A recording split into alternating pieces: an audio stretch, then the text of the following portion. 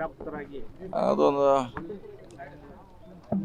ಕಾಂಗ್ರೆಸ್ ಪಕ್ಷಕ್ಕೆ ಅವ್ರಿಗೆ ನಮಗೆಲ್ಲ ಒಂದು ಹೆಮ್ಮೆ ವಿಷಯ. ಬಹುದಿನಗಳ ಒಂದು ದಾಖಲೆ ಇವತ್ತು ಮುರಿದಿದ್ದಾರೆ. ಸೊ ಒಳ್ಳೆಯದು, ಯಾಕಂದರೆ ಅವರ ಬರಲಿಕ್ಕೆ ಭಾಳಷ್ಟು ಶ್ರಮ ಪಟ್ಟಿದ್ದಾರೆ, ಹೋರಾಟ ಮಾಡಿದ್ದಾರೆ. ಸೊ ಒಂದು ಸ್ಥಾನಕ್ಕೆ ಬಂದಿದ್ದಾರೆ. ಅವ್ರಿಗೆ ನಾವೆಲ್ಲ ಅಭಿನಂದನೆಗಳನ್ನು ಸಲ್ಲಿಸ್ತೀವಿ.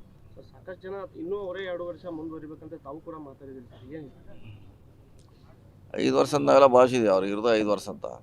ಸೊ ಈಗ ಸುಮಾರು ಅರ್ಧ ಆಗಿದ್ದಾರೆ, ಇನ್ನು ಅರ್ಧ ಇದ್ದರೆ ಒಳ್ಳೆಯದಂತ ನಾನು ಹೇಳಿದ್ದೀನಿ, ಅವರು ಹೇಳಿದ್ದಾರೆ. ಸ್ವಂತ ಬೆಳಗಾವಿ ಅಧಿವೇಶನದ ಕೂಡ ಅವರು ಹೇಳಿದ್ದಾರೆ. ಸೊ ಆದರೆ ಒಳ್ಳೆಯದಂತ ನಮ್ಮ ಭಾವನೆ. ಸರ್ ಮುಂಜಾನೆ ಬಜೆಟ್ ಮಂಡನೆ ಮಾಡ್ತಾರೆ ಮನೆ ಮಾಡ್ತಾರೆ. ಇನ್ನೆಷ್ಟು 15 ದಿವಸ ತಿಂಗಳು ಉಳಿದಿದೆ, ಅಷ್ಟೇ ಒಂದು ತಿಂಗಳಿದೆ. ಫೆಬ್ರವರಿ 1ಕ್ಕೆ ಆಗ್ಬೋದು. ಸರ್ ನಾಯಕತ್ವ ಗೊಂದಲ ವಿಚಾರ ಇರುವಂಥ ಸರ್ ಪಕ್ಷದಲ್ಲಿ ಆ ಸಂದರ್ಭದಲ್ಲಿ ಅರಸೂರ ರೆಕಾರ್ಡ್ ಬ್ರೇಕ್ ಮಾಡಿರುವಂಥದ್ದು ಗೊಂದಲ ಇರೋದು ರಾಜಕೀಯ ಪಕ್ಷ ಅಂದಾಗ ಗೊಂದಲ ಇರುತ್ತೆ, ಅದ್ರ ಪ್ರಶ್ನೆ ಇಲ್ಲ.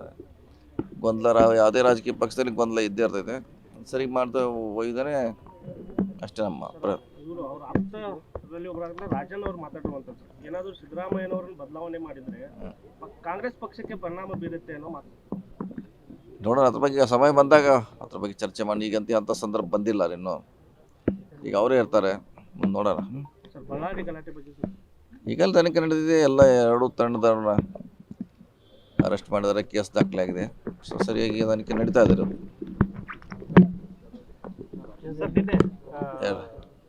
ಸೌದಿ ಅವರ ವಿಷಯದಲ್ಲಿ ಹಲ್ಲೆ ಆಗಿದೆ, ಯೂನಿಯನ್ ಲೀಡರ್ ಮೇಲೆ ಹಲ್ಲೆ ಆಗಿದೆ. ನೋಡ್ಬೇಕಲ್ಲ, ಪೊಲೀಸ್ ತನಿಖೆ ಆದಾಗ ಗೊತ್ತಾಗೋದಿಲ್ಲ ಯಾರ್ದು ಏನಂತ. ಸೊ ತನಿಖೆ ಆಗಲಿ ಆದ್ಮೇಲೆ ನೋಡೋಣ ಯಾರು ತಪ್ಪಿಸ್ತಾರಂತ ಗೊತ್ತಾಗುತ್ತಲ್ಲ. ಸರ್ ಈಗ ಪ್ರಮುಖವಾಗಿ ಮೊದಲನೇ ಮಹಾಯುದ್ಧ ಆಗಿದೆ, ಅದರಲ್ಲಿ KB ಗೆದ್ದಿದ್ದೀವಿ ನಾವು. 2ನೇ ಯುದ್ಧ ಗ್ರಾಮ ಪಂಚಾಯತ್ ಇದೆ, 3ನೇ ಯುದ್ಧ 28 ಅದ ನೋಡೋಣ. ಮತ್ತೆ ಎಲ್ಲರೂ ಮತ್ತೆ ಎಲ್ಲರೂ ಗೆಲ್ಲಕ್ಕೆ ಬರ್ತಾರೆ, ಸೋಲಕ್ಕೆ ಯಾರು ಬರ್ತಾರೆ? ಎಲ್ಲ ನಿಲ್ಲವರು ಅವ್ರ ಜೊತೆ ಇದ್ದವರು ಗೆಲ್ಲಕ್ಕಿಂತ ಬರ್ತಾರೆ. ಅದಿನ್ನೂ ಭಾಳ ದೂರ ಇದೆ, ನೋಡೋಣ ಇನ್ನೂ ಭಾಳ. ನಮ್ಮ ಹೋರಾಟ ಯಾವ ಇರುತ್ತೆ ಸರ್? ನಮ್ಮ ಹೋರಾಟ ಬಹಿರಂಗವಾಗಿ ಹೇಳಲಿಕ್ಕೆ ಆಗೋಲ್ರ. ಎಲ್ಲ ಚುನಾವಣೆ ಗೆಲ್ಲಕ್ಕೆ ನಿಲ್ತಾರೆ, ಯಾರು ಸೋಲಕ್ಕೆ ನಿಲ್ಲಲ್ಲ.